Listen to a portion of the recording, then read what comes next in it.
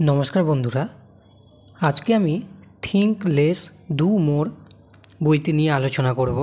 এই বইয়ের মূল কথা হলো বেশি চিন্তা না করে কাজ শুরু করা।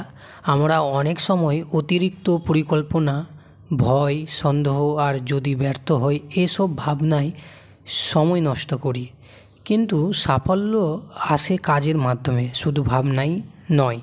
অতিরিক্ত ভাবা কমাও, যত বেশি ভাবি তত দেরি হয়, ভয় আর সন্দেহ বাড়ে। তাই ছোট ছোট কাজ দিয়ে শুরু করো।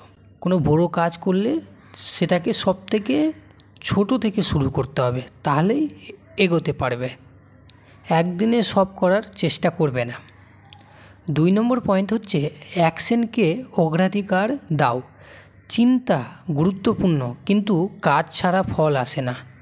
তুমি চিন্তা করছো, ঠিক আছে, কোনো ব্যাপার না, কিন্তু কাজ ছাড়া তো ফল আসবে না। তাই জন্য তোমাকে হালকা হালকা কাজ করতে হবে। যেটা শিখেছো বা প্ল্যান করেছো সেটাকে এখনই কাজে লাগাও। এখনই তুমি কাজে লাগাও সেটাকে। 3 নম্বর পয়েন্ট হচ্ছে ছোট পদক্ষেপ নাও। একেবারে বড় ফলাফল ভাবলে ভয় লাগে। ছোট ছোট ধাপ নাও, ধীরে ধীরে আত্মবিশ্বাস বাড়বে। যেটা বললাম আগের পয়েন্টে, একেবারে বড় ভাবলে বা বড় একদমই সব কিছু করে ফেলবে একবারে না, ছোট ছোট ধাপে ধাপে করো।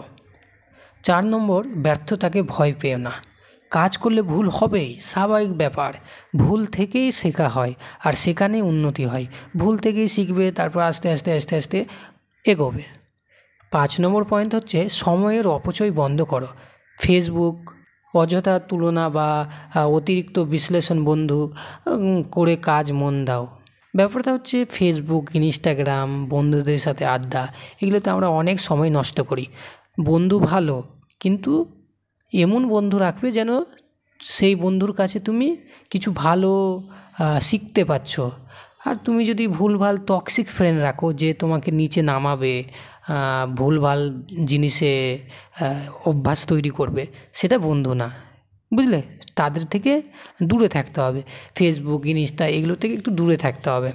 ইউটিউব দেখতে পারো, ইউটিউবে বেশ ভালোই জিনিস হয়, ইউটিউবে ভালো জিনিস দেখতে পারো, কিন্তু ফেসবুক, ইনস্টা একটু ভুলভাল জিনিস দেখায়। এখান থেকে বাঁচাতে পারো সময়, বাঁচিয়ে তুমি ভালো কাজে লাগাতে পারো।